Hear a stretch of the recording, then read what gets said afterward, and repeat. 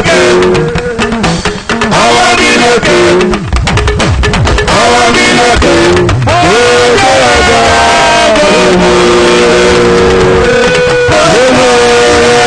Olúwa èmi mọ̀ rẹ̀. Olúwa èmi mọ̀ rẹ̀. Ọwọ́ mi lókè. Gbogbo ọ̀dọ́ gbogbo. Bóyá bí wọ́n bá bore bébí bá bore. Ó bore. Olúwa èmi mọ̀ rẹ̀. Olúwa èmi mọ̀ rẹ̀. Ọwọ́ mi lókè. Gbogbo ọ̀dọ́ gbogbo. Olúwa èmi mọ̀ rẹ̀. Olúwa èmi mọ̀ rẹ̀. Ọwọ́ mi lókè. Gbogbo ọ̀dọ́ gbogbo. Óyá kò fẹ́ mi lọ́rùn. Ìjọba ọlọ́run bí òun ká bàjọ́ ọlọ́run bí. Ó yẹ mi lọ́rùn. Ìgbà yóò ní ìjọba ọlọ́run mi o. Òun ká bàjọ́ ọlọ́run bí.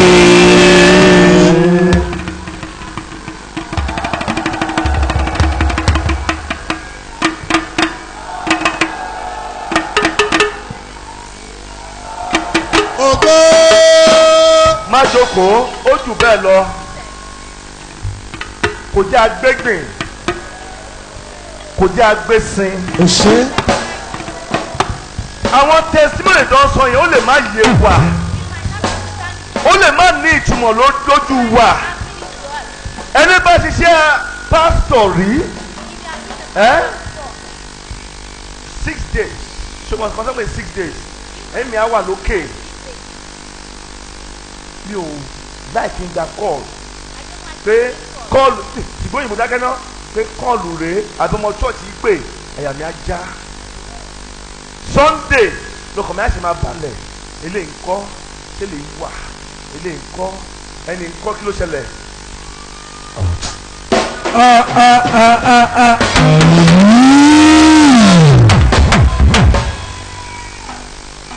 Ó gbọ́ ìyá mi mọ̀ bóyá tó bá wù kó wà bá wù kó má wà mi ò ríro ìyá tó bí mi máa gbé yorùbá jẹnìkẹ́ ó gbé yorùbá mi yẹn tìyá yẹn nìyẹn àá ló máa ṣe bóyá ó wà àbí kò wà kò rá mi tó di ẹ èmi mọ̀ kó wà lálàáfíà mi ò ríro ṣùgbọ́n kọ́mọ church kó yé dé pè tó yẹ kiri kọ́ lè wá wò báyà ní akọ́já ó gbọ́ sọ̀kò oríṣi pásítọ̀ ló wà ó lè yẹ kí ọmọ yóò ṣe yẹn pé bóyá ó fẹ́ gbó pásítọ̀ tèmi kọ́ nìyẹn o bọ́lá ṣe rán ní kálukú ọ̀tọ̀ọ̀tọ̀ ṣùgbọ́n àyà mi á já pé kí ló dé èmi ò ń ṣẹ̀ lo tó bá jẹ́ ọmọ ṣọ́ọ̀ṣì tèmi ní pé kí ló dé wọ́n á gbé dáàdi ẹ̀ fọkàn balẹ̀ èmi má pè mí kó fẹ́ kí mi mo wà òkè má pè mí pé nǹkan kan bí wọ́n bá nǹkan tó jẹ́ kó pè yẹn ó nídìí ó wá bá mi yìn ó wá dúró wá ń ṣe báyìí òun ṣe báyìí òun ṣe báyìí ìwọ tójú bá kàn máa lọ lé o.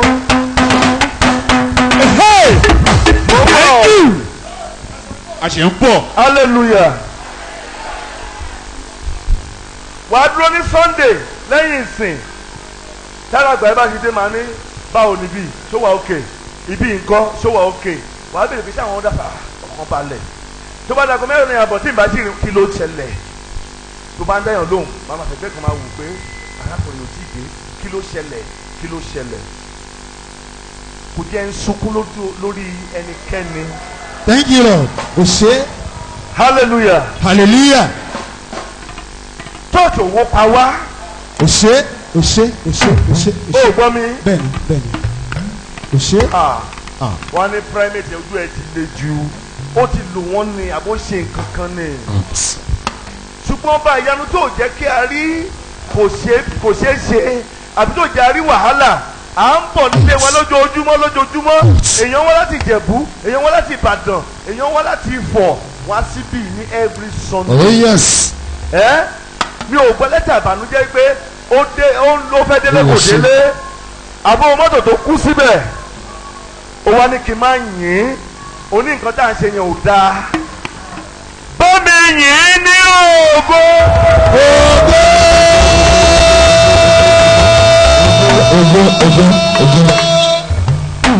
Ó ṣé bàbá ó ṣé Jésù àtọ́fàrà tì bí èdè ó ṣé bàbá ó ṣé bàbá ó ṣé Jésù ó ṣé bàbá ó ṣé Jésù àtọ́fàrà tì bí èdè ó ṣé bàbá ó ṣé bàbá ó ṣé Jésù ó ṣé bàbá ó ṣé Jésù àtọ́fàrà tì bí èdè ó ṣé bàbá ó ṣé bàbá ó ṣé Jésù ó ṣé bàbá ó ṣé Jésù àtọ́fàrà tì bí èdè ó ṣé bàbá. Omi yẹn ni o.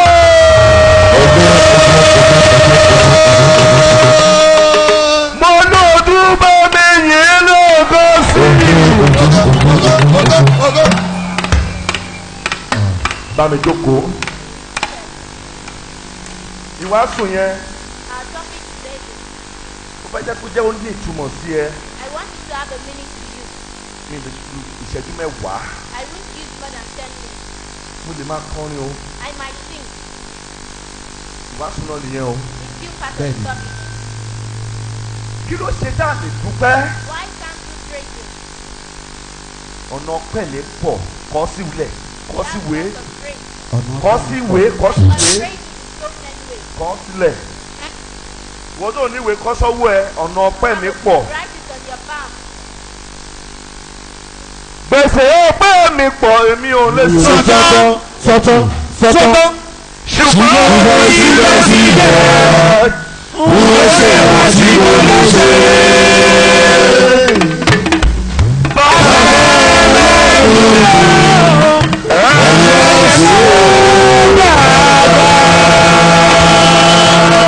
Kábíyèsí. Ọ̀pẹ́ mi pọ̀ gbọ̀ngbọ̀ngbọ̀.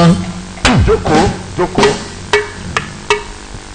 A ò ní gbára wa lásìkò. Inú wa tó ń dùn kò ní jẹ́ ìbàjẹ́ láéláé. Àmín. Orí Jésù. Sorry. Tọ́mọ́ni ta ló yẹ kó dúpẹ́ jù?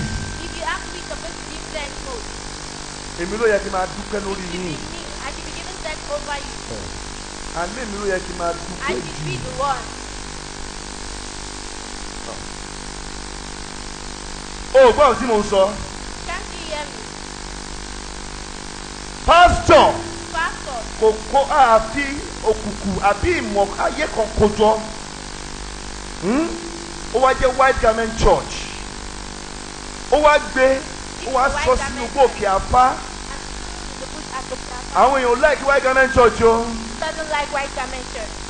Ọlọ́run wá ṣiṣẹ́ tó pọ̀ bí eléyìí. But God does wonders like this. Àlù 419. It's not fraud. Àgbégbó kéyìn. It's not absurd. Àní factory. It's not factory. Àní nǹkan kan. We don't have anything. O gbọ́dọ̀ tí mo ń sọ. Don't you hear? Ká wá ṣerú nǹkan bí eléyìí. And we have something like this. Ó ń bò wá láṣìírí. Protect us. Ó ń pèsè fún wa. Provide for our needs. Àgbé ẹnikẹ́ni sí. And we do not bury Aláboyún wa ń bí wẹ́rẹ́. our pregnant believers say Láti 1995. since 1995 Ìjì fẹ́. there have been lots of winds, Ó mì. lots of storms. Èèyàn kan ní pé kò ní kọjá oṣù mẹ́ta. Some people say it's soon as Ọ̀gá church ta ti kúrò. Àná fẹ́ ṣiṣẹ́ Olúwa. Ó ní kí ni olóṣù mẹ́ta. Ó kò oṣù mẹ́ta olóṣù mẹ́fà. Ó rò oṣù mẹ́fà olóṣù kan. Nígbà tó kọ́dún kọjọ́ ta máa lọ. after a year. Èmi àti olùjọ́ ẹ̀. Ó ṣe rí wa ó bá bẹ́ ó bẹ́ dà. Immediately he saw us, he ran away. Ó ń bọ̀ bí màá sọ lójú ẹ̀ ní ìrísọ́ lẹ́yìn ẹ̀. He's coming and I will say it right in front of him. Ó ń bọ̀. Ó ti pa church yẹn ò gbérí mọ́ wọ́n ti parun o. The church is at very.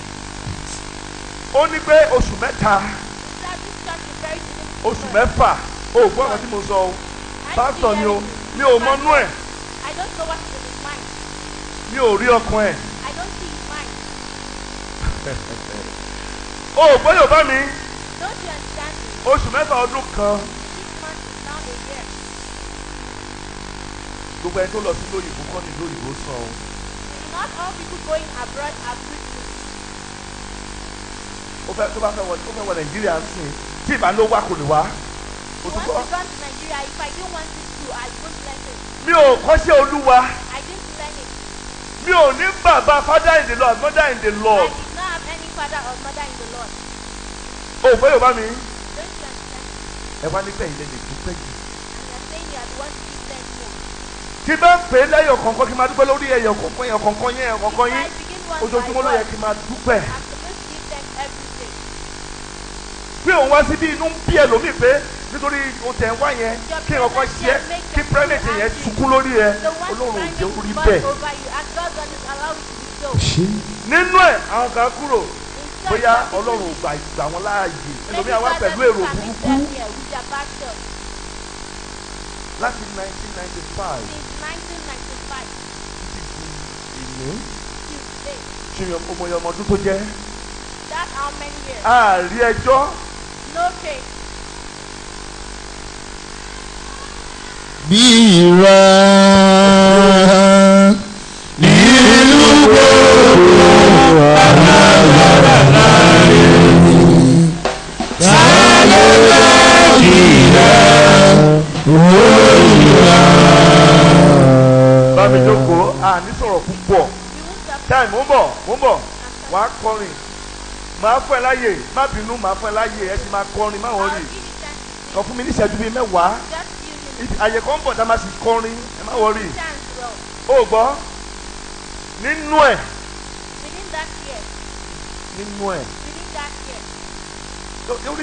orí pé ẹ ó tó stage kan It got to a stage. fúnra ìfẹ́ sọ̀rọ̀ lọ iná How do I keep it? àwọn kan ní owó Some people have money. tábà tí wọn ní church inú wa máa dùn If you see them in the church, they are happy. àbúrò olùṣọ́ ẹ̀ The shepherd, Àbúrò younger ẹ̀. sibling. ó máa àbúrò ọmọ bàbá ẹ̀ His father's orúkọ ẹ̀ younger jẹ́ sibling. ìdì bàbá gè His name is Ike. ó gbọ́ ó sọ wípé òun fẹ́ di olùṣọ́ àgùntàn He said he wants to become the shepherd. ó ní ẹ̀gbọ́n òun ní ta ni And he said his brother is nobody. ó wá lọ kó sí àwọn tó lówó nínú nígbà yẹn ó ní He ẹ sọ conspired fún against his kó lọ brother. bá èmi He told them to come to me. pé kí n yọ dànù That I wọn á gbóhùn sílẹ̀. bẹ́ẹ̀ that ni he be preaching. ó ti gbọ́ máa gbọ́ ìrí ayé ni o ẹ gbọ́ tàn díẹ̀ lẹ́yìn ẹ jẹ́ ká dé ní stage bẹ̀. You will listen to them very today. ó wá ní pé He said àyà that, kan dùn oṣù mẹ́ta he said that he has ó wá separate pè from mí demons ó ní and ó lọ fún called àwọn ẹni him. yẹn ó ní ẹni tó ń ṣe sí kì í ṣe pé ẹ̀gbọ́n òun yìí ó fún nǹkan sílẹ̀ òun forí balẹ̀ He said his wípé òun ló brother ń has ṣe God. òun. ó gbọ́ Yorùbá mi. Are you understanding? àwọn ẹni tó lówó yẹn wọ́n wá gbé ogun dìde The rich people. wọ́n ní kí n lé arákùnrin within 24 hours otherwise àwọn ò ní wá church mọ́. Send him away within 24 hours or else they will send him anymore. ó ní wọ́n ní bẹ́ẹ̀ ni I said, yeah, okay, and they said yes.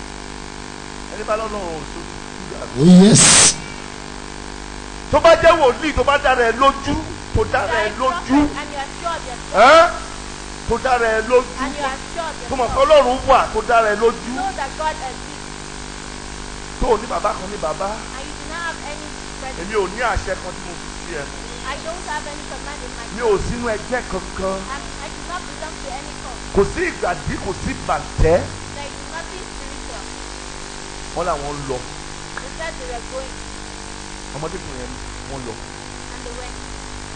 èmi ò tiẹ̀ rò ó I wasn't bothered. kéèyàn tó kú ọ̀rọ̀ kékeré yẹn ó lágbára o bí olùdọ́dún kan la fi jà o It is very powerful. wọ́n á fẹ́ pàṣẹ wọ́n á gbà kó tó wá bẹ́ẹ̀ They came wọ́n á jí ìbọ́dà pé and they gave orders to me. bàbá olùsọ̀kú pé èmi ò gbúdọ̀ lọ That pé nígbà tí lọ that if I wípé leave, inú wọn ò ní dùn sí i they won't be happy. tí báyìí ti lọ kí n má sọpọ́tò òjò kí n tó ti fi olùsọ And if I support the shepherd, I should be grateful. tó bá wà ní omi kí ló fẹ́ ṣe If they are in some position, what do you do? o gbọ́ Yorùbá mi. Do you understand?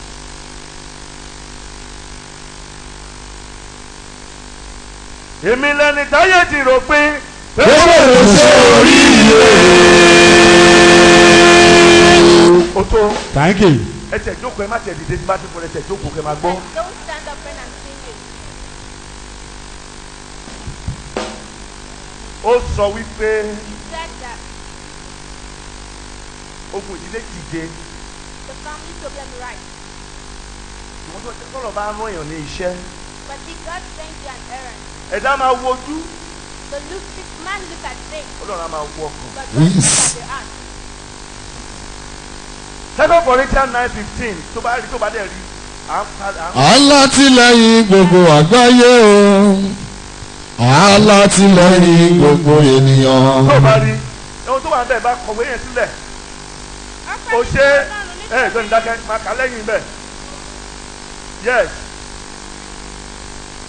Ọpẹ́ ni fún Ọlọ́run Praise be to the Lord láti bẹ̀rẹ̀ from the beginning. ó ti bá wa ṣe bọ̀. He has been with us. Ó ràn wá lọ́wọ́. He has been helping us. Kò padà lẹ́yìn wa. He doesn't. Ní ẹ̀kọ́ tó gbówó fún wa. We do not have anybody. Ní èèyàn kan We don't rely on anybody tó sọ wípé mo gbówó lẹ̀ ẹ̀yẹn máa ṣe. that give us money. Ìran mi ò lórúkọ lórílẹ̀‐èdè Nàìjíríà. My family doesn't have, is not famous. Níwájú pé lè fún ẹ tó Let parí me tell gbogbo you ẹ̀. this before we end it. Màá sọ I will tell you toró tó láti sọ. because it's time to say Bàbá mi ó ti kú tó bá wà láyé. my father is late. Èrú èyí lè jọjọ́ ìbànújẹ́ fún. If he's alive, today might be his birthday. Ó gbọ́. Are you there? Ó lè jẹ́ ọjọ́ ìbànújẹ́ fún. It might be his birthday. Kò rò kó lè da. He doesn't believe. Mo lẹ́lẹ́rìí o. I Sọ pé will bóyá ọ̀rọ̀ tó máa sọ lẹ́yìn ẹ. I have a business. Ó ní tẹ́sọ̀tì yẹn rò kó ẹ máa gbòó dá. So that's such a girl. Bàbá tó bí èmi lọ́mọ ni mi ò wá bóyá olóbi My mi o. biological father.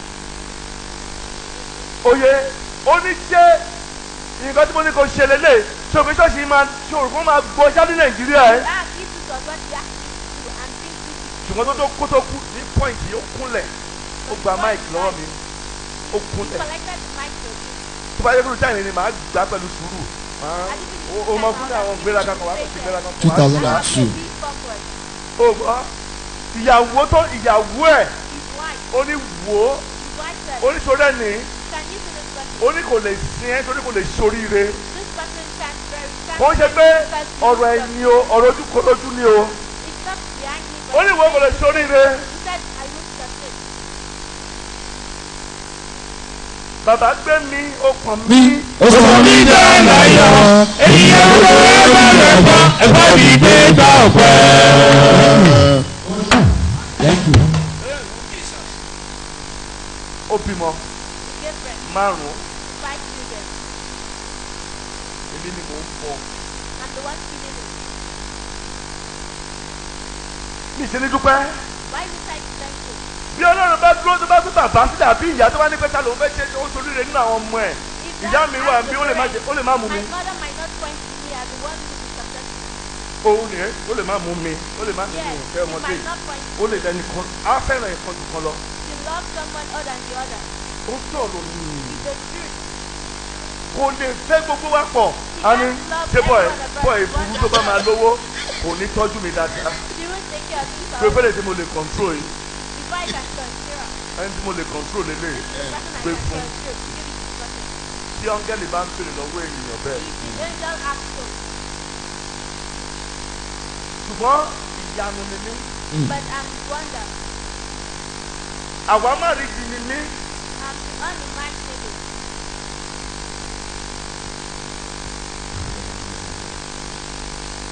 Tó o bá bí mi ó lè bàbá àwọn fúnra rẹ̀ orúkọ ilé máa ń jọ. Bẹ́ẹ̀ni. If I wasn't born, they might not say no.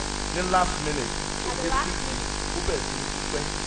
Ó ní ẹ́ said, primate ayọ̀ níbi christian tó ń tẹ́lẹ̀ christian ní òwúgbà yẹn. Lóòótọ́ ọ̀sán primate ayọ̀ níbi abẹ ní òwúgbà yẹn. Ó wá ní ha má rọ ọmọ ẹkùn o. Bàbá kò bá bímọ síta má rọ pin o. Èyí tó rò pé kò ní ṣoríire yóò ní kí ló máa ṣoríire o. Ìyá tó bá bímọ torí ọkùnrin bí ọmọ yẹn jà síbì kan má gbogbo ọmọdé ilé ìjà rẹ kò lè ṣoríire. Ọmọ tó rò pé kò lè ṣoríire wà lè jẹ́ olùmọ̀ àti gbogbo wọn lọ. hallelujah. Hallelujah. Ṣé kò yẹ kí n dúpẹ́? Am I supposed to be thankful? Ọmọ ọdún mẹ́wàá ni mí. I was there. Mo ṣiṣẹ́ owó skul mi. Mo lọ gbé bíríkì, mo ṣe bíríkì lẹ́yà. Orí mi mo ti fi gbé blọọkì o. As a laborer, Mo ṣe kọ̀ǹdọ́kítọ̀ rí o. I was one of the conductors. Mo ti já kọ̀ǹténà rí o. I was one of the laborers. Tó o gbọ́? Can you hear me? Láti sọ pé iṣẹ́ long vacation ní ọmọdé máa ń pè ní máa ń pè iṣẹ́ vacation tí máa fi lọ sí tó bá wà ní máa tún lójú ẹ̀. Máa ṣiṣẹ́ yẹn. I did lots of work. Tó mọ̀ pé kí ìyàwó bá bẹ́ẹ̀ kó lọ máa wá ẹ̀rà wọ̀ ẹ́ pé ká ló máa dúró èjì àwọn ọmọ ẹ̀. You know, wife. Tó bá rò pé tó máa ní mo máa wà níbi tí mo wà lénìí tó wáyé kọ́ lágbára ni wọ́n á ti pa èmi o. If they had the power to contact Bẹ́ẹ̀ you, nítorí they have ìkan done that. nítorí ìwọ But because of ìwọ tó wà ń bì náà ṣe rí mi pa. here, I haven't been you and I haven't been contact. Nítorí tí ìbá sí láyé o lè But ṣègbè. if I wasn't alive, you would have perished. Ibi tí mo lọ gan nìyẹn. That's where I'm going to. Nítorí tèmi Because tí of bá lè fún ẹ ní ìgbàlà yìí God give you salvation. ẹ wá láti oríṣiríṣi ọ̀nà. You are here from different destinations. Ṣùgbọ́n Ọlọ́run ní nǹkan kan tí tó ní kí n ṣe fún yín. But God has sent me something to you. Ẹ wá ní ẹ̀mí ẹ lè fẹ́ And you are saying you are going to be more thankful. èmi ní And you is the one. èmi ní. I'm the one. Irú nǹkan bẹ́ẹ̀ ti lè ṣẹlẹ̀ sí ẹ rí o. Such thing might have happened to you before. Má sọ̀rọ̀ ìtinú. Don't lose hope. 1 Corinthians 15:57. Má sọ̀rọ̀ ìtinú Lọ́jọ́ ìdánwò, máa gbàdúrà nígbà gbogbo. Orí ọ̀rọ̀ tí ó rò pé kò bẹ̀rẹ̀, àwọn olùwàgbọ́ jẹ́ nìyàn lọ. Kí ló ti wí? Ṣùgbọ́n Yes. ọpẹ́ ni fún Ọlọ́run. Ẹhẹ́n. Ẹni tó fi ìṣẹ́gun fún wa nípa Olúwa wa. Ẹni tó fi ìṣẹ́gun fún wa. Nípa Olúwa wa Jésù Kristi. Tó fi ìṣẹ́gun fún wa. Gave us this. Ó ń bá wa ṣẹ́gun lójoojúmọ́. Made Ìyẹn us jáde. every day. Ó understand kí o ní èrò púpọ̀ báyìí. Don't understand the meaning of having a lot of congregation. Oríṣiríṣi nǹkan ni o. Bí wọ́n bẹ́ẹ̀ ṣe pọ̀ tó ni wàhálà mi ṣe pọ̀ tó. The more the congregation, the more the problem. Ẹ mọ̀ ni. Don't you know? Bẹ́ẹ̀ ni. Yes. Nínú yẹn ẹ fi mí sínú àdúrà. Olúwa jẹ́ kí arákùnrin yìí ó ṣàánú mi. Mo jẹ́ fẹ́ lọ bá sọ̀rọ̀ tó gbọ́rọ̀ tá a fẹ́ sọ yìí. Let's put it Òótọ́ ni. in the fact. Ọlọ́run ló jẹ́ kó rí mi pé God made me orí aago olúwa yẹn ṣàgó báyìí. Aago àtijọ́ arúgbó ni wọ́n á yí báyìí. Gbogbo yìí yẹn yí orí mi síbi kan báyìí. Nílé wọ́n á yí orí mi síbi kan. Ìyá tó jókòó yẹn náà á yí orí mi síbi kan. Àwọn ogun ìdílé mi wọ́n á tún lọ wọ́n á tún yí. Orí kan ṣò yìí. Kí ló ṣe? Lóríṣiríṣiríṣi. Lórí owó náà ni. Àwọn ọ̀tá pásítọ̀ mi wà náà. Inú á bí. Wọ́n á tún yí. Ọba tó jẹ́ kó wá nílò. Olúwo ṣe o, ò ṣe. Tó fún wa ṣe tó jẹ́ àṣìṣe. Olúwo ṣe. Ká tó kó àwọn èèyàn ìjọ. Ká tó mú àwọn èèyàn wọ̀nyí ìjọ. Láì ṣe gbà sọ pé ẹ̀kan mọ́bì kan. Wo nígbà tá a fẹ́ ṣe táìsì lẹ́bí àbí íńtálọ́ọ̀kì lẹ́bí. Ọmọ tó ń ṣe íńtálọ́ọ̀kì yẹn ó fẹ́ nànà bí ilẹ̀. Ó fẹ́ nànà yẹn lẹ̀. Ó fi lẹ̀. Kí ló ṣẹlẹ̀? Ó yóò máa débẹ̀ ni. Kí ló wà ń bẹ̀?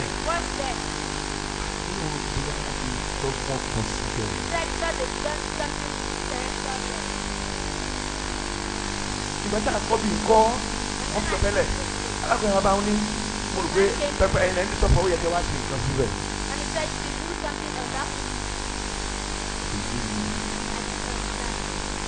Mi ò mọ̀ bẹ́ẹ̀ ni.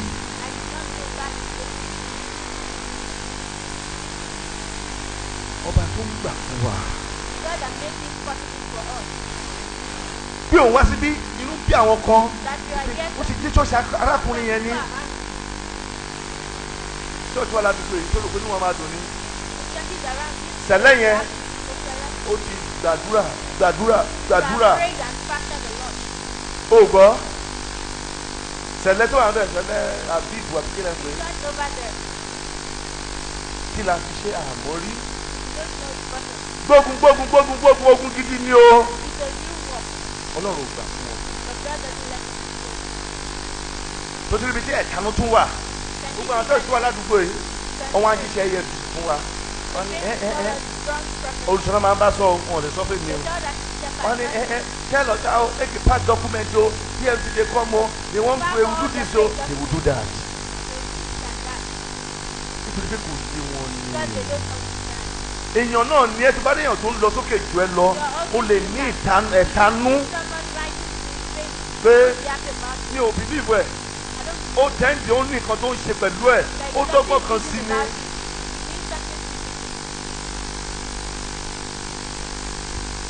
ó di dandan kó o bá mi ṣe. ó di dandan kó o ṣe yọrí pé wọ́n nígbà bá mi rọmọ ó di dandan kó o bá mi ṣe. ẹ ṣe ká tó wá ṣe kó wá dùn kó wá yọrí. ẹ má bá mi dúpẹ́ gbogbo ògbà àdúrà kẹtẹ lè má ṣe fún mi nìyẹn. I want you to help me give thanks every day. kò yá ṣiṣẹ́. Doesn't make us make mistakes. ó yọ̀ǹda ọgbọ́n ìmọ̀ àti òye rẹ̀ ó yọ̀ǹda rẹ̀ fún wa. Gave us wisdom, knowledge and understanding. àti darí ó lágbára púpọ̀. To lead is not easy. ó lágbára púpọ̀ o. It's not easy. ohun tó yẹ kó lágbára jù tó ti bá ti wà lókè. And why is so that wọ́n máa gbàdúrà gidi gan. you have to pray to tó lẹ́yìn tó wà lókè ayé fẹ́ jábọ́ o. because one wisdom people want to touch person down. ṣùgbọ́n náà ò sọ ó ṣe é ṣe bẹ́ẹ̀. But God don't make it possible. ìjọba ní ká má dúpẹ́. And you ask us not to be thankful. ìjọba ní a má yìn ín. And you ask us not to praise Him. ẹ wọ́n ní ká dúró And you ask ká má us mọ̀ to nǹkan tá a máa thank ṣe. you and not know what to do. ọmọ nǹkan tó bá máa ṣe. Know what to do. ẹ̀bá jẹ́ pé bẹ́ẹ̀ ni gbogbo ìlú ayé ìṣe ń dúpẹ́. Is this the way you always orílẹ̀-èdè yìí do ká that? máa dúpẹ́. Is this nation different? bá kú jù báyìí lọ o. It have been a better place. ọpẹ́ ìyẹn àti rẹ yóò já sí àṣeyọrí lẹ́yìn àdúrà yìí. Jésù. Romans 1:21 ọba tí ò jẹ́ kí àkọlùkọgbà tó dé bá wa. God doesn't let us be in trouble. kí ló ti wí ẹni tó bá rí nítorí ìgbà tí wọ́n mọ Ọlọ́run wọn kò ní lógo bí Ọlọ́run. nígbà tí a mọ Ọlọ́run ààyìn lógo tó. When you use that, you don't praise His God. bẹ́ẹ̀ ni wọn kò sì dúpẹ́. òtítọ́ ṣùgbọ́n èrò ọkàn wọn di asán a sì fún ọkàn òmùgọ̀ wọn jókù. padà sí bẹ̀rẹ̀ láti bẹ̀rẹ̀. nítorí ìgbà tí wọ́n mọ Ọlọ́run. nígbà tí a mọ Ọlọ́run ohun tá a máa ń béèrè kọ́ta wa kú bá a ṣe máa lówó bá a ṣe máa lọ́lá bá a ṣe máa rán ọmọ sí iléèwé. You have to pray. wá ọjọ́ kan tí mo máa fi máa yin Ọlọ́run. Set aside the day to praise God. wá ọjọ́ kan tí mo máa fi máa fi ògo fún. Set aside the day to praise Him. wá ọjọ́ kan péré Set aside the day nínú ayé rẹ. in your life díẹ̀ tẹ̀sán náà máa dúpẹ́ lọ́wọ́ Ọlọ́run gbogbo nǹkan tó ń ṣe. to praise God in that day. wọ́n wá ń ta Ebola Ọlọ́run tó ń ṣẹlẹ̀ pẹ̀lú There is ìṣẹ̀lẹ̀ wa. a sickness out there, Ebola, and God is performing. ságbára ẹni Is it your power? ṣé mu ẹni Is it your mind? ṣé òye ẹni Is it your understanding? ọpẹ́ tó pọ̀ ní o. It's a difference. wo àwọn tó ń ṣe ìjẹ́rìí ságbára Olúwa yẹn. Look at those innocent. bí ọmọ tó máa ń gbé lọ pé ẹ̀yin kan ni wàá wò ó títí Tell pé us something about stomach. kéèyàn máa sọ pé òun ò jẹun. Someone says mo dẹ̀ mo that jẹ́ àìsàn bá ti ń jẹ́ tó ìmọ̀ bá ti jẹun ikú ti ń dé nìyẹn. for you not to be able to eat instant bí ojú oṣù kan ni o for a month, kéèyàn má jẹun not be able to kó fẹ́ jẹ nǹkan káyà máa ká eat and still take. láàrin ọjọ́ méjì Ọlọ́wà ní pé a máa jẹ máa mú And ó God wá asks dẹ̀ tó jẹ tó mú. and drink. ta ni ta ló rò pé Olúwa ṣe é fún. Who do you think God does? Ògo. òun kọ́ ni ó mọ̀ Ọlọ́run kọjá kó rí pásítọ̀ sọ̀rọ̀ ni tí wàhálà bá ṣẹlẹ̀ ní church If there's a trouble in church, pásítọ̀ náà máa kọ́ ṣépè fún. pastor the court first. bí nǹkan bá ṣẹlẹ̀ síbẹ̀ mi ò mọ bàbá ẹ̀ mi ò mọ ìyá ẹ̀ máa Don't mọ̀ know your parents, you will know them. wọ́n ní ó pa ni ò ṣe lọ sí hospital They will explain ó ṣe that jẹ́ kó lọ sí hospital ó ṣe ní kó wá sùn sí chọ́ọ̀chì. why did you ask that person to come to church? ọba tó ti ń ṣẹlẹ̀. God that doesn't let that happen. Mélòó la fẹ́ kà, mélòó la fẹ́ sọ. You are countable. Lẹ́yìn ká kọ̀ máa dúpẹ́. Other than just speaking. Mo sọ fún ẹ, mo ní kò sí nǹkan tá a fẹ́ sọ rẹpẹtẹ. I told you I don't have much to say. Wípé ká kọ̀ máa ronú wa pé ṣé ọ̀rọ̀ mi tó tọ́pẹ́ àbí kò tọ́pẹ́. Think that do I have to praise God? Mo rò ó. Sing. Wọ́n náà bá mi rò ó. You should sing the sing. Hallelujah. Hallelujah. Èèyàn kan dúró. Someone Ó pèrè ó ní àwọn alágbára ayé bàjẹ́ ní and òun. thank one of the powerful men of the world. Ó sọ ó ní kẹ́ni kò lè sórí ire. He said this person can't be successful. À á fún lówó, à á tọ́jú ẹ̀. Take care of them. Ṣé ò ti gbàgbára lọ́wọ́ ẹ̀? Sọ̀rọ̀ ṣé ò ti gbàgbára lọ́wọ́ ẹ̀? Ó ti gba agbára lọ́wọ́ ẹ̀. Wá gbọ́ àdúrà kan tí fẹ́ gbà fún ẹ yìí. Now, when you Gbogbo àwọn tó dúró bíi ọ̀tá sí èmi. Tọ́ ní pé kí n má ṣoríire ṣùgbọ́n lójú wọn tí mo ṣoríire. Ní orúkọ Gbogbo ọ̀tẹ̀ ẹ̀ wà á ṣoríire lójú ẹ̀mí wọn. Ní Jésù Kristi. Jésù.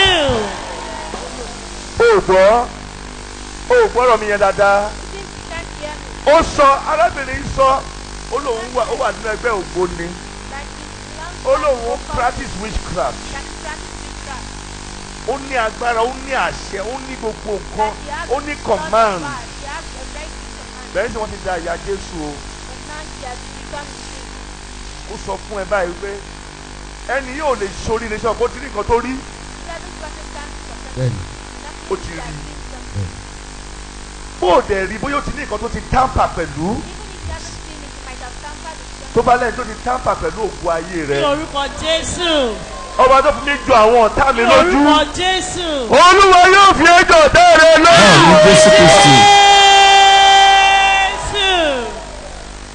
Sórí ìdí tí màá fi ń dúpẹ́. And this is the reason why we have to listen. Òun náà kọ́ mọ́ ṣe ń dúpẹ́. You need to learn how to listen. Wọ́n máa sọ pé bí ẹni tó yẹ pé wọ́n ń bẹ̀ sí Ọlọ́run. Don't give them as if they are Sọ pé láti wú Ọlọ́run lórí. Give thanks to praise it. Sọ pé tó yẹ kó tàbá ti ń wò báyìí, á dẹ̀ bínú ya aṣọ ẹ̀, á dẹ̀ ya wèrè. Give thanks to make your enemy go insane. Sọ pé tó yẹ pé tí ọ̀tá ẹ̀ bá ti ń wò ẹ́ báyìí, á dẹ̀ máa sunkún. Give thanks to make Wọ́n á bẹ̀rẹ̀ your wá ní kí ló enemy wá fall. ní kí ló dé, á nítorí pé o ṣoríire. If you ask them why, let them be angry that you are successful. Gbogbo ọ̀tá tó ń lépa ẹ̀mí Ní rẹ orúkọ Jésù. lẹ́yìn ọpẹ́ yìí, Ní orúkọ Jésù. ọtí àwa bẹ́ẹ̀ jì í Ọlọ́run lógo. Jésù Kristi. Jésù. Kò sí ìfọ̀dà tó fẹ́ sọ mọ́. We ask them to let Tán. them say. That's all. Kákan máa yọ ká máa yìn. You just have to enjoy that. Tó bá yẹ ṣe kó yẹ ẹ máa lọ́lé bẹ́ẹ̀ yẹn, ẹ máa lọ́lé yín, ẹ lọ sùn. Gba ráìsì wa. Kẹ̀sùn títí di Wednesday. Ajẹ ráìsì wa. Kò sí ìfọ̀dà tó fẹ́ sọ mọ́. We have nothing left to Kákan máa ṣe ń ṣọpẹ́. learn how to give. Nínú ọpẹ́ ní ìṣẹ́gun àtayọ̀ wà. Bẹ́ẹ̀ni. Thanks there's victory. Ọpẹ́ ò ní kan. Àmín Jésù. Jésù. Ó ti rí bẹ́ẹ̀. Àmín. Ó ti ṣe bẹ́ẹ̀. Àmín. Jésù Olúwa wa. Àmín. Àmín. Àmín lórúkọ Jésù. Ó yá bá mi yìn. Ògo, ògo, ògo, ògo, ògo. Àpòwé ọpẹ́ wa bóyá wọn